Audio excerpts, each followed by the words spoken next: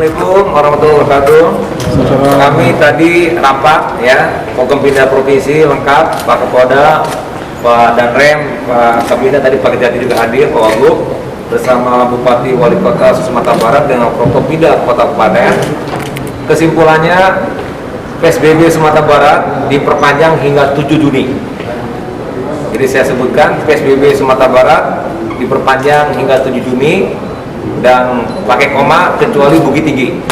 Jadi ada 18 yang meneruskan, Bukit Tinggi tidak meneruskan PSBB, dia langsung memasuki kegiatan yang disebut dengan tatanan baru produktif dan aman COVID atau yang biasa disebut dengan new normal. Kemudian yang perlu disampaikan ada 4 penekanan. Ya, ada 4 penekanan. Penekanan pertama, melakukan persiapan dan pelaksanaan tahap-tahap menuju new normal dengan melakukan pengurangan pembatasan-pembatasan di PSBB. Itu nanti kita ada dasarnya Kemendagri 830, bisa dibaca di bab A di angka 1 dan 6 dan juga di tujuan umum itu juga ada sebutkan mengenai pengurangan pembatasan. Oke, satu ya. Yang kedua, mendisiplinkan masyarakat untuk ikut protokol COVID.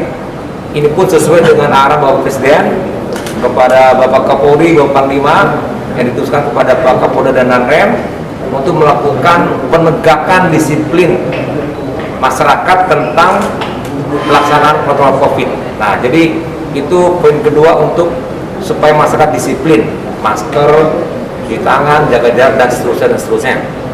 Itu juga penekanan yang kedua.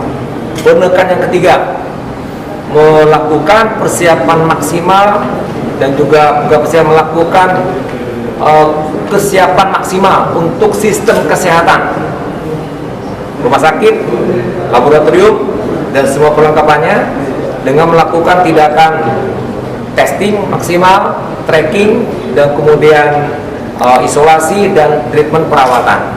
Itu poin ketiga yang mana kita harus mengendalikan. Jadi poinnya mengendalikan penyebaran COVID dengan memaksimalkan kerja-kerja di bidang tadi testing, tracking dan seterusnya.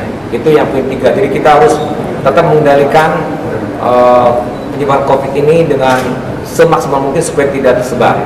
Nah, poin yang keempat, provinsi mendukung kota dan kabupaten yang akan melaksanakan secara cepat kegiatan new normal dengan mengikuti aturan yang telah dibuat diantaranya dari Kemenkes 328 dan Kemendagri 830. Nah, itu 4 poinnya. Alasan diperpanjang, Pak? Alasan diperpanjang? Alasan diperpanjang banyak. Di antara kita masih RT ya, RT ini efektif reproduction number 1.06 untuk hari ini. Jadi masih di atas 1 untuk provinsi. Tapi untuk kota dan kabupaten sebetulnya ada beberapa yang sudah di bawah 1. Pak, bagaimana dengan kan harapan dari pemerintah pusat Sumbar termasuk yang diharapkan menerapkan new normal, Pak? Nanti konfirmasinya ke pusat itu seperti apa, Pak? Kami sudah bicara dengan pusat ya. Jadi kalau seandainya besok, lusa dan seterusnya, maka poin 1 tadi sudah siap kita laksanakan. Jadi kehendak pusat untuk kita segera new normal, misal tanggal 1 Juni, 2 Juni, maka poin kesepakatan tadi nomor 1 sudah bisa mengikuti. Jadi tidak ada masalah.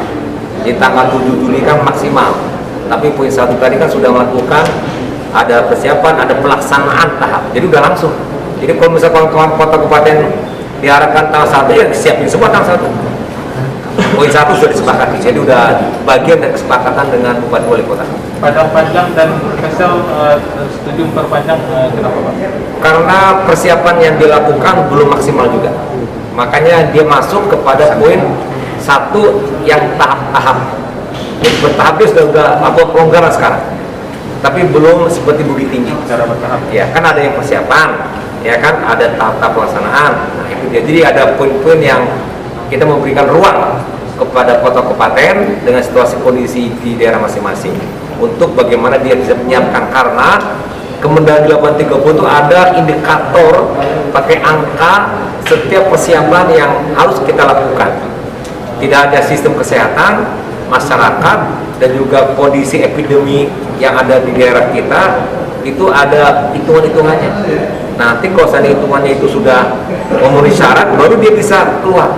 Jadi tidak serta-merta, hanya kemauan dan semangat. Tadi juga dari pakar epidemiologi, jangan uji coba, jangan semangat tanpa harus melihat situasi yang sebenarnya. Pak, dibanding PSBB tahap 2, kegiatan apa yang dibolehkan di tahap 3 ini? Jadi tadi sebutkan poin 1 itu diberikan kebijakan kepada kabupaten kota untuk melakukan persiapan ke arah new normal. Di PSBB sebelumnya tidak ada itu. Nah, persiapan itu apa yang dilakukan? Di antaranya mengikuti arahan dari pusat, seperti contoh nanti Kemenak akan mengeluarkan peraturan yang tertulis secara lisan sudah disampaikan, membuka masjid dengan rekomendasi izin dari para camat. Tentu Bupati Wali Kota juga melakukan rekomendasinya. Nah, itu contoh. Dulu nggak ada, sekarang ada seperti itu. Pak, apakah Bukit Tinggi itu diberikan masa percobaan atau memang langsung atau bisa? Tanggal 1 Juni udah langsung. 1 Juni, Pak? Ya. Berarti dibiarkan untuk berakhir karena sudah persiapan sudah bagus ya Pak?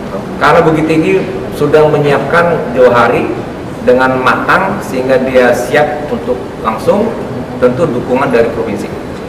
Soal pengetatan protokol kesehatan itu bagaimana Pak? Siapa yang akan? Nah, itu mungkin Pak Kapolda yang bisa menyampaikan dengan Pak Danam, silakan. Ya. Soal untuk pengetatan protokol kesehatan itu bagaimana di penerapan Pak? Ya, sama seperti yang disampaikan tadi di awal juga. Ini juga terkait dengan perintah dari pemerintah pusat, ya, kemudian dikuatkan lagi dengan surat dari Pak Menteri Sekretaris Negara 392 tanggal 26 Mei, di mana proses pendisiplinan, ya, proses pendisiplinan masyarakat yang akan dilakukan oleh TNI Polri. Nah, ini juga berkorelasi dengan masalah protokol kesehatan tentunya. Kegiatan-kegiatan nanti yang dilonggarkan bukan dalam arti di luar protokol kesehatan. Jadi proses pendisiplinan ini justru lebih meningkatkan lagi mekanisme dari protokol kesehatan itu sendiri. Sehingga kedisiplinan masyarakat ini juga bisa beriring sejalan dengan kegiatan-kegiatan yang akan mereka lakukan di sana. Pak, informasinya ada tambahan personel dari pusat, Pak? Tambahan personel tidak, kita masih cukup. Kita dengan kekuatan yang ada dengan rekan-rekan TNI, Pol PP dari pemerintah kabupaten kota itu cukup. Itu dilakukan di tempat-tempat keramaian berarti Pak? Tempat-tempat yang memang nanti disepakati oleh para bupati, wali kota, dan kita akan mendukung TNI Polri dan Pol PP untuk itu, ya. Sentra-sentra kegiatan yang terutama dalam kegiatan ekonomi. Indra, untuk ketegasan dari segi sanksi untuk pelanggar protokol kesehatan ini juga nanti di PJJ juga. Bagaimana? Ketegasan dari segi sanksinya untuk pelanggar. Ketegasan sanksinya yang di awal sudah kami sampaikan, ya. Jadi ini kalau masih berkorelasi dengan masalah undang-undang wabah, undang-undang karantina, kemudian beberapa pasal-pasal di KUHP yang berkaitan juga dengan tidak mengindahkan larangan tugas yang sedang bertugas saat itu, mungkin dari kepolisian, TNI, dan Pol PP, itu artinya bisa diterapkan pada mereka yang melanggar.